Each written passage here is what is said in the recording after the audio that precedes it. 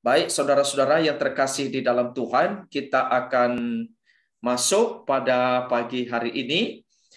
Kita lanjutkan di dalam 2 Petrus pasal yang pertama, ayat yang pertama sampai yang ke-11. Jadi saudara, kita sudah selesai membahas surat 1 Petrus, sekarang surat 2 Petrus. Dan surat 2 Petrus ini saudara, ini lebih banyak Petrus ini memberikan satu tanggapan ya terhadap nabi-nabi palsu, pengajar-pengajar palsu, dan dia memperhadapkan bagaimana orang-orang percaya yang sudah mengenal Tuhan ini boleh tetap teguh di dalam imannya.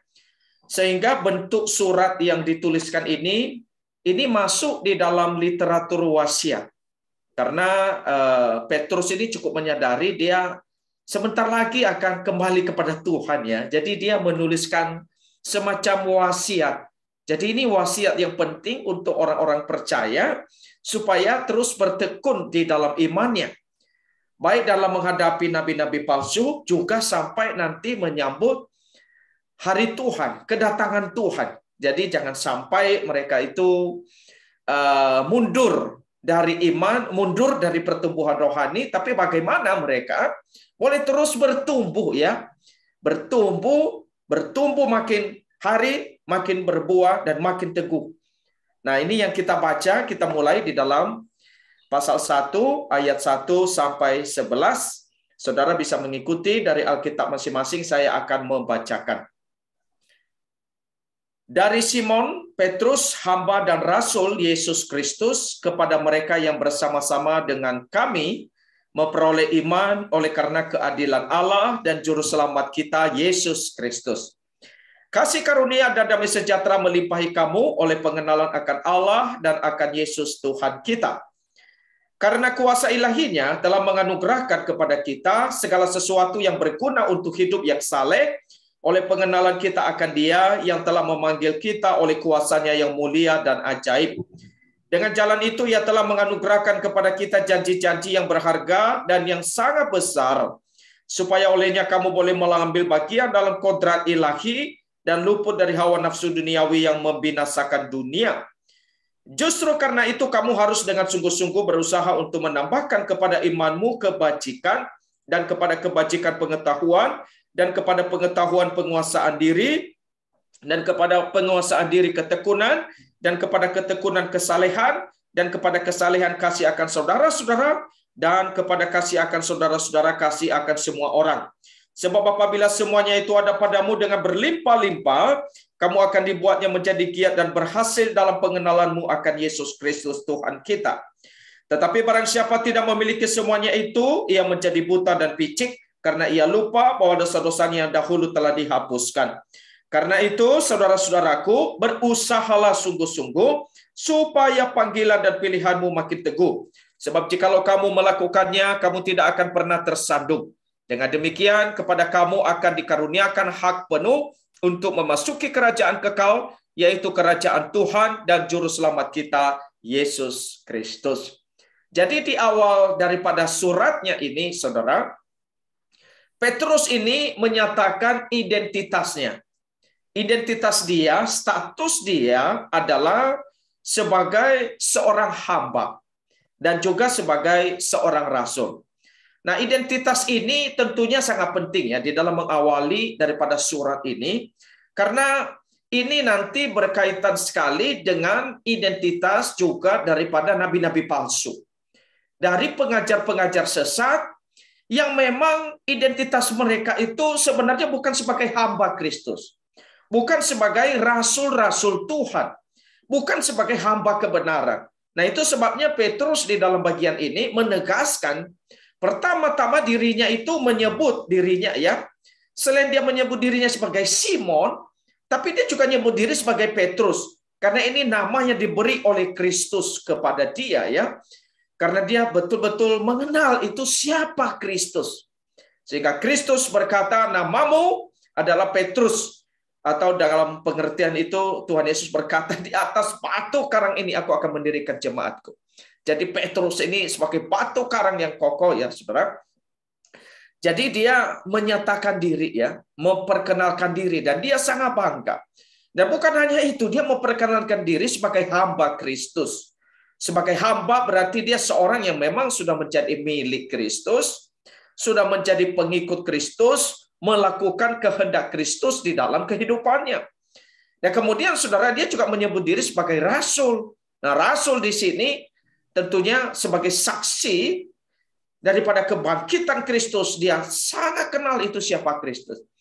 Dan dia juga menjadi pengikut, menjadi pelayan. Dan kalau kita lihat, Petrus sendiri pun juga sebagai seorang gembala yang menggembalakan umat Tuhan. Ya. Jadi dia secara identitas itu jelas. Secara status, dia berbeda sekali dengan nabi-nabi palsu yang sebelumnya nanti di depannya itu dia bahas ya. Kita bisa lihat di pasal 2 nanti ya. Di sana ada nabi-nabi dan guru-guru yang palsu. Jadi saudara-saudara, kalau kita lihat ini sangat penting sebenarnya. Identitas seseorang itu penting. Kalau kita lihat banyak gereja hari ini sebenarnya tertipu ya dengan yang ngaku dirinya sebagai hamba Tuhan, tapi apa betul mereka sebagai hamba Tuhan? Apakah betul mereka sebagai pelayan Tuhan? Kita baru merekrut beberapa hamba Tuhan. Kita pasti mempertimbangkan beberapa hal, misalnya STT-nya dari mana? Latar belakangnya bagaimana? Lalu kita melihat bagaimana teologianya, bagaimana kepribadiannya. Betulkah dia seorang yang sungguh-sungguh melayani Tuhan? Kita sampai wawancara dan sebagainya. Tapi jangan salah. Tapi juga ada yang ngaku-ngaku seperti sebagai hamba Tuhan begitu. Bahkan mungkin ngaku saya sudah STT sini dan STT situ. Tetapi pada faktanya mereka mirip nabi palsu. Bahkan mereka adalah nabi palsu. Dan beberapa gereja kita sudah tahu ya, sudah tertipu. Mereka bisa sampai naik mimbar, bikin cerita yang kelihatannya bagus begitu ya. Tapi hanya untuk demi keuntungan diri sendiri. Akhirnya terbongkar ya bagaimana kesalahan, bagaimana hamba-hamba Tuhan yang ngaku sebagai hamba Tuhan itu. Nah, saudara, ini yang kita lihat ya. Jadi Petrus itu menegaskan dia seorang hamba dan ini bukan sekedar hamba. Dia hamba yang sejati. Nah, saudara, kemudian dia melanjutkan bagaimana dia menjelaskan kemudian tujuan daripada suratnya ini, dia memang tunjukkan kepada mereka yang bersama-sama dengan kami memperoleh iman oleh karena keadilan Allah dan juru selamat kita, Yesus Kristus. Walaupun Petrus ini sebagai seorang rasul, sebagai seorang hamba, tetapi dia menyebut diri sama dengan ya. Jadi dia tidak lebih daripada orang-orang percaya lainnya yang telah memperoleh iman yang telah dianugerahkan oleh Allah. Nah, saudara-saudara, kalau kita melihat bahwa di sini Petrus mengungkapkan surat ini memang dia berikan, surat ini ditujukan kepada mereka yang memang sudah mendapatkan iman, sudah memperoleh anugerah daripada Allah. Nah, kita melihat ya, Petrus mengatakan bahwa mereka memperoleh iman karena keadilan Allah. Artinya iman di sini memang adalah anugerah ya, pemberian dari Tuhan. Bukan karena seseorang itu ingin memperolehnya, karena iman kalau Tuhan tidak berikan di dalam hati seseorang, itu nggak mungkin dia bisa mempunyai iman yang sejati. Nggak mungkin dia mempunyai iman yang benar untuk mengenal Allah. Tapi ini karena Allah yang mengaruniakan iman itu. Tuhan sendiri yang memberi. Nah, kalau kita melihat untuk menjadi bagian di dalam kerajaan Allah, untuk memperoleh kerajaan Allah, manusia tidak bisa membelinya. Manusia juga tidak bisa dengan upayanya sendiri. Barangkali, saudara, kita menjadi warga negara dalam sebuah negara, itu bisa karena kelahiran kita. Ya, seperti kita di Indonesia, sebagian kita atau kita yang ada di sini, kita menjadi warga negara Indonesia karena kelahiran, otomatis. Tapi barangkali juga ada yang ingin menjadi warga negara Indonesia karena dia membeli kewarganegaraannya di Indonesia ini. Atau di negara-negara yang lain ada yang juga membelinya, saudara-saudara. Tetapi kalau kita lihat, untuk menjadi warga negara kerajaan Allah, itu tidak dengan upaya kita. Tidak dengan uang kita. Dan barangkali mungkin ada orang yang barangkali merasa, saya paling berhak untuk memilikinya. Karena mungkin dia punya status, punya harta. Tetapi untuk memperoleh kerajaan Allah, tidak demikian, saudara. Itu sebabnya di dalam kerajaan Allah itu sebenarnya semua status sama, ya. Tidak ada yang kaya atau tidak ada yang lebih tinggi dari yang lain. Sehingga Petrus itu menunjukkan ada satu kesamaan. Meskipun dia seorang rasul, apapun statusnya, tapi di dalam kerajaan Allah kita adalah sama-sama. Sebagai orang yang sudah diberikan iman, diberi anugerah oleh Allah. Tuhan bisa memberi anugerah kepada orang yang kaya, tapi Tuhan juga bisa memberi anugerah kepada orang yang tidak terpandang, yang dibuang oleh dunia ini. Itu sebabnya di dalam kerajaan Allah, prinsipnya itu sama-sama. Kita saudara. Kalau di dalam istilah yang lain itu kita satu gen gitu ya. Satu darah gen, darah Kristus yang telah menebus kita, yang telah menyelamatkan kita. Nah, ini sangat disadari oleh Petrus ya, sehingga dia berkata kepada mereka yang bersama-sama dengan kami. Jadi orang-orang percaya disebut sebagai saudara seiman. Nah, saudara-saudara, kemudian Petrus itu melanjutkan, kalau kita ini sudah mendapat iman, kalau kita ini sudah diselamatkan oleh Tuhan, sudah memperoleh anugerah dari Allah, maka kemudian di dalam kalimat berikutnya itu, kalau kita lihat, Petrus itu menunjukkan satu hal penting.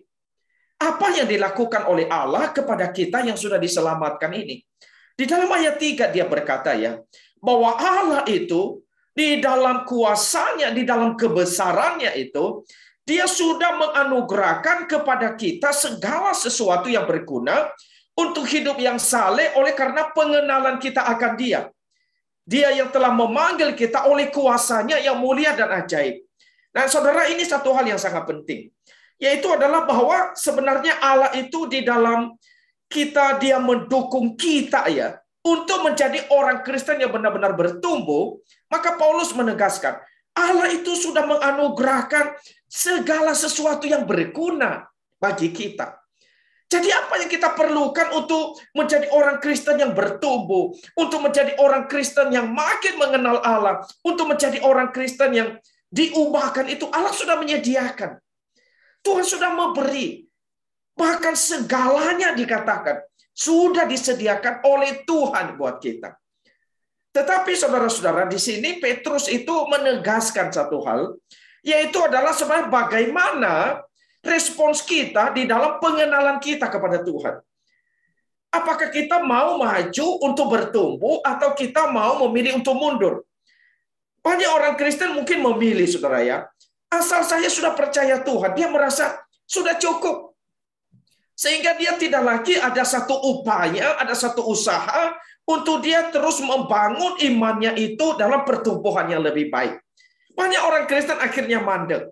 Sehingga mereka itu tidak berupaya semaksimal mungkin bagaimana dia mengenal Tuhan lebih dalam, bagaimana dia lebih lagi bertumbuh di dalam banyak aspek.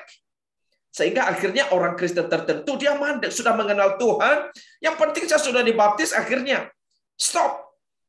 Mungkin dia ke gereja, tapi dia tidak membangun aspek-aspek lainnya di dalam dirinya, sehingga dia mandek, saudara. Tetapi di sini ya, bagaimana di dalam surat 2 Petrus, ini Petrus itu sangat menekankan soal pengenalan kita kepada Tuhan. Bagaimana di dalam pengenalan ini menjadi sebuah pengenalan yang terus makin hari makin dalam, makin lebih kita kenal Tuhan. Makanya di dalam suratnya ini dia banyak sekali memakai kata pengenalan. Di dalam bagian yang kita baca aja tadi, saudara, ada kata pengenalan akan Tuhan itu beberapa kali sudah diungkapkan. Nah, saya melihat ya bahwa kata pengenalan di dalam surat Petrus itu dia ada beberapa kata ya. Misalnya ada kata epignosis ya. Pengenalan, dia pakai 4 kali ya di dalam ayat 2, ayat 3, ayat 8 dan juga di dalam pasal 2 ayat 20. Dia juga memakai kata pengetahuan ya, kata gnosis itu. Ada 3 kali di dalam ayat yang kelima tadi, ayat yang ke-6 dan di pasal 3 ayat 18 ya.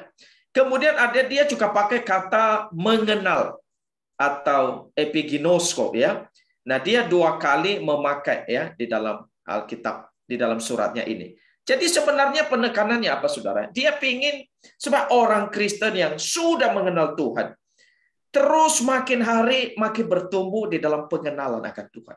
Dan ini bukannya sekedar sebuah pengenalan secara pengetahuan, secara knowledge, tetapi juga bertumbuh secara relasi, saudara.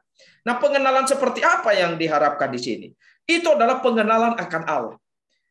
Kalau kita melihat mengenal Allah ini tentunya bukan hanya mengenal secara pengetahuan, tapi betul-betul secara objektif kita mengenal Allah. Karena ini akan membangun pertumbuhan kita. Ini akan menghidupkan kita secara rohani sebenarnya. Secara objektif Allah itu siapa? Dan tentunya ini bukan berdasarkan pandangan si A, si B, dan si C. Termasuk bukan berdasarkan beberapa pandangan, apalagi pandangan nabi-nabi palsu, pengajar-pengajar sesat, orang-orang yang tidak berpegang kepada kebenaran, bukan berdasarkan itu. Tetapi berdasarkan kebenaran tentunya, firman Tuhan. Nah, ini satu pengenalan yang objektif yang memang dasarnya itu adalah kebenaran, firman yang sudah diwahyukan oleh Allah. Dan selain secara objektif kita mengenal, tapi secara subjektif, di mana kita sendiri pun bertumbuh di dalam satu relasi dengan Tuhan. Ya, ada satu relasi di mana kita makin lebih mengenal Allah secara pribadi, mengalami Allah, bagaimana mengerti isi arti Allah, semakin lebih peka akan tujuan-tujuan Allah, kehendak Allah di dalam kehidupan kita. Jadi secara objektif dan subjektif itu kita betul-betul mengenal Allah kita. Nah, pertumbuhan seperti ini, saudara, yang memang Allah inginkan. Firman Tuhan terus dorong kita untuk terjadi. Nah, tujuannya, saudara, agar kehidupan kita di dalam pertumbuhan ini menjadi sebuah pertumbuhan yang tentunya seperti di dalam ayat yang keempat, di mana kita berbagian di dalam kodrat ilahi. Jadi berbagian di dalam kodrat ilahi, tentunya kita tidak pernah menjadi bagian Allah, saudara. Menjadi sama dengan Allah, kita nggak pernah menjadi sama dengan Allah. Tetapi kita bisa untuk menjadi serupa. Serupa dengan Allah di dalam karakternya. Serupa dengan Allah di dalam sifat-sifat atau di dalam keserupaan, misalnya di dalam karakter-karakter yang nanti kita akan bahas, saudara. Jadi arah pertumbuhan kita itu sebenarnya sudah jelas, yaitu adalah semakin serupa dengan Tuhan kita, serupa dengan Kristus. Kita berbagian di dalam kodrat ilahi. Sebuah kodrat yang tentunya berbeda dengan sifat daripada duniawi ini, ya, dari hawa nafsu, dari segala bentuk kedagingan, bentuk dosa, dan segala hal yang memang membinasakan dunia ini. Jadi satu karakter yang berbeda. Nah, makanya di dalam ayat yang kelima itu ya, dikatakan karena itu. Karena apa? Kita sudah diselamatkan. Kita sudah diberi anugerah. Kita sudah mengenal Allah. Nah, karena itu, saudara, maka dikatakan dengan sungguh-sungguh berusaha untuk menambahkan kepada imanmu. Di dalam Filipi itu dikatakan, kerjakanlah keselamatanmu. Di dalam Korintus dikatakan, jangan sia-siakan kasih karunia Allah yang sudah engkau terima. Artinya apa? Kita mesti berusaha di dalam kehidupan ini. Kita mesti mengerjakan keselamatan kita ini ya. Jangan sampai keselamatan yang Tuhan anugerahkan ini menjadi sia-sia. Jangan sampai akhirnya mandek, tidak terjadi sebuah pertumbuhan. Bukan pertumbuhan tapi malah kemunduran yang terjadi. Jangan sampai. Makanya di dalam bagian dikatakan upayakan dengan sungguh-sungguh. Tentunya saudara, mengapa kita berupaya dan berusaha dengan sungguh-sungguh?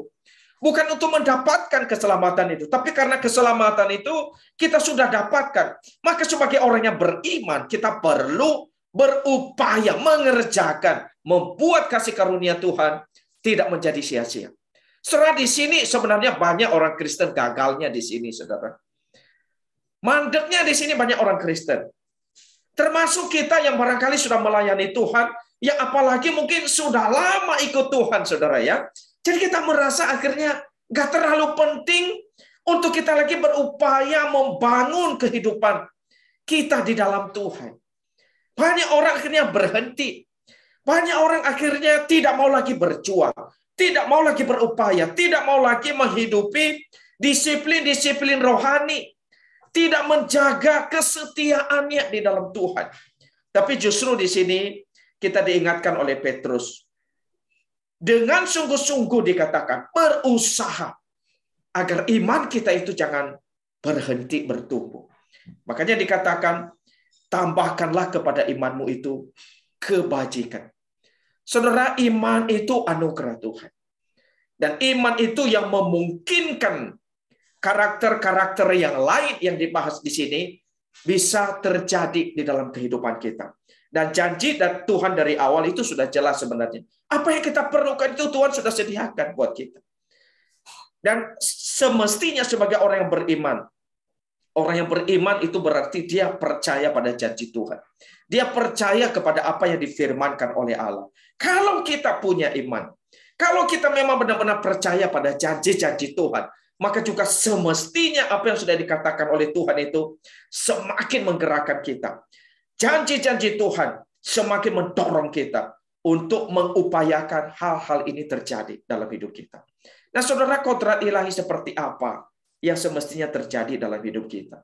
Atau pertumbuhan seperti apa, karakter seperti apa yang semestinya ada? Maka ini ada dibagi, saudara ya. Ada kebajikan, ada iman, kebajikan, dan seterusnya begitu ya. Sampai ditutup dengan kasih. Nah, saya mau jelaskan sebenarnya ini bukan tingkatan, saudara ya. Tapi ini sebuah order. Ini seperti kalung, saudara. Kalung itu ada matanya begitu ya.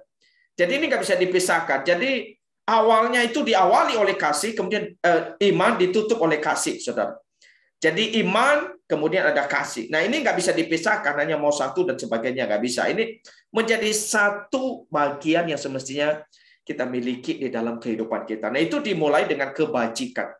Kebajikan ini adalah satu karakter tertinggi, satu mutu kualitas kehidupan yang tertinggi, saudara ya. Di dalam bahasa Yunaninya itu pakai istilah arete ya. Jadi kalau kita melihat misalnya tiap benda, saudara, itu punya aretenya. Misalnya pisau, aretenya itu apa sih? Pisau itu aretenya dia mesti tajam.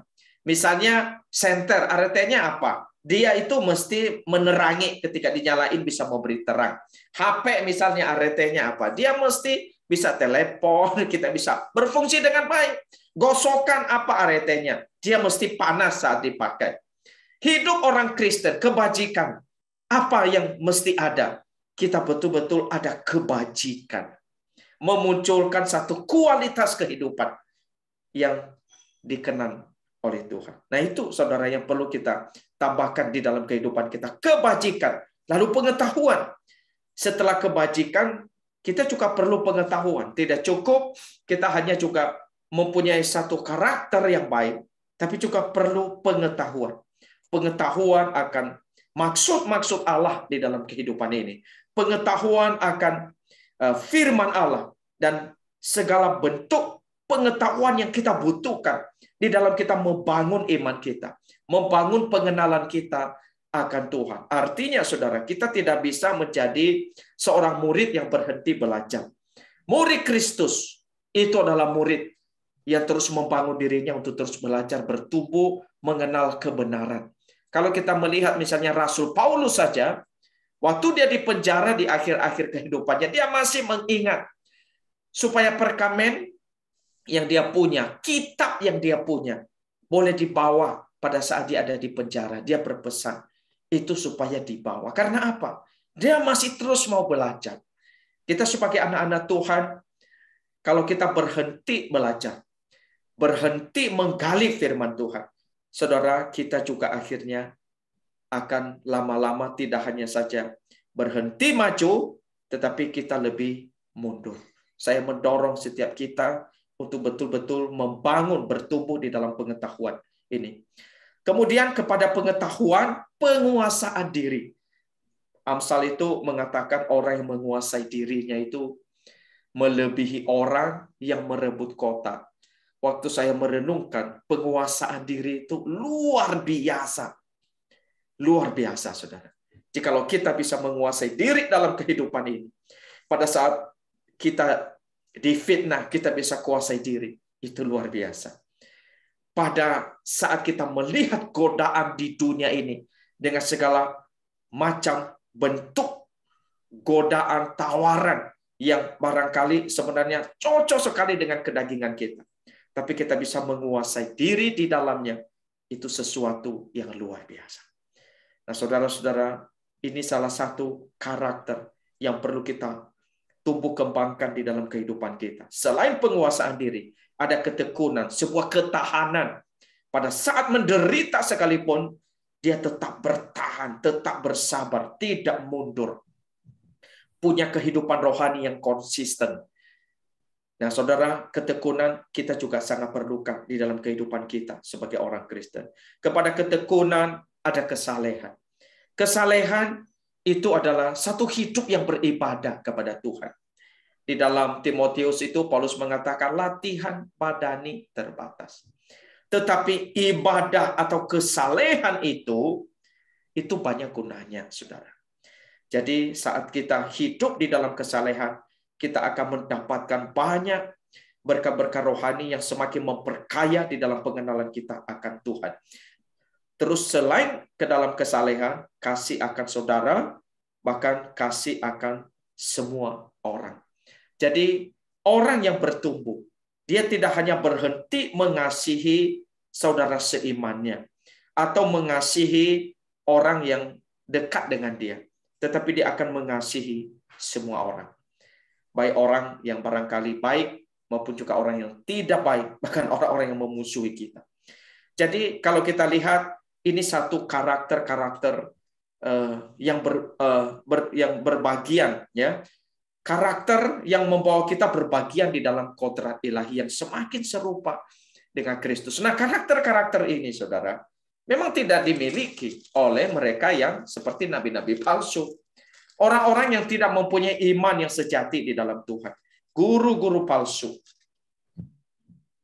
Mereka yang tidak mendapatkan anugerah dari Tuhan tidak mungkin mendapatkan hal ini. Tetapi anak-anak Tuhan telah dianugerahkan satu anugerah yang besar oleh Tuhan. Bisa mendapatkan hal ini. Nah, saudara-saudara, di ayat berikutnya dikatakan, kita mesti mengupayakan, di ayat 8, sebab apabila semuanya itu ada padamu dengan berlimpah, kamu akan dibuatnya menjadi giat dan berhasil dalam pengenalanmu akan Yesus Kristus Tuhan kita. Saudara, inilah rahasia keberhasilan kita, rahasia daripada pertumbuhan rohani kita, kalau kita terus mengalami yang namanya pertumbuhan seperti di dalam bagian ini tadi, ayat-ayat sebelumnya ini. Ini yang membuat kita bisa berhasil di dalam pelayanan kita. Ini yang bisa membuat kita semakin berhasil di dalam pertumbuhan rohani kita. Jadi saudara, mendekati kedatangan Tuhan, kita punya PR yang sangat besar. Apa yang PR kita? Membangun diri kita, jangan berhenti. Kita mesti berusaha. Ya, di dalam ayat yang ke-10 itu, kita mesti berusaha lebih sungguh-sungguh. Supaya panggilan Tuhan itu bagi kita makin teguh. Semakin kita diyakinkan, semakin kita diteguhkan di dalam iman kita. Dan semakin kita melihat kita di dalam Tuhan sudah bertumbuh. Pertanyaan buat kita setelah ikut Tuhan bertahun-tahun. Mungkin ada yang sudah ikut Tuhan sejak lahir sudah jadi orang Kristen. Atau yang sudah melayani Tuhan puluhan tahun.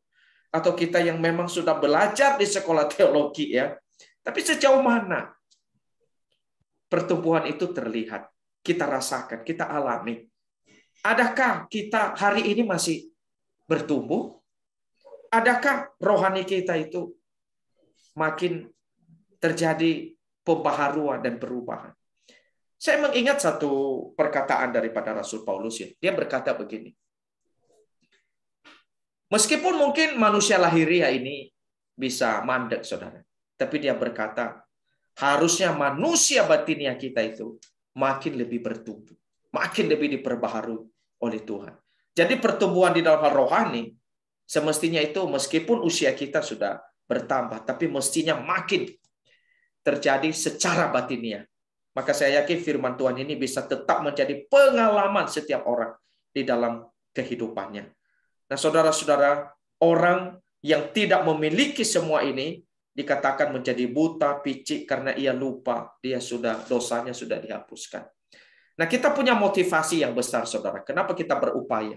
Di ayat 11 dikatakan, sebab dengan demikian kepada kamu akan dikaruniakan hak penuh untuk memasuki kerajaan kekal, yaitu kerajaan Tuhan dan Juru Selamat kita, Yesus Kristus. Jadi kita istilahnya itu benar-benar pas gitu ya. Benar-benar istilahnya ngepas karena kita sudah berupaya, berjuang. Tentunya kita diselamatkan bukan karena usaha kita, tetapi kita sudah menggenapi apa yang menjadi kehendak Allah dalam kehidupan ini. Sehingga di dalam kita menikmati kerajaan Allah, kita sudah memenuhi apa yang menjadi panggilan kita, tujuan Allah bagi kita. Sehingga Allah pun melihat kita sebagai orang yang dikenan dan disukainya ketika kita menjalani kehidupan kita dalam dunia ini.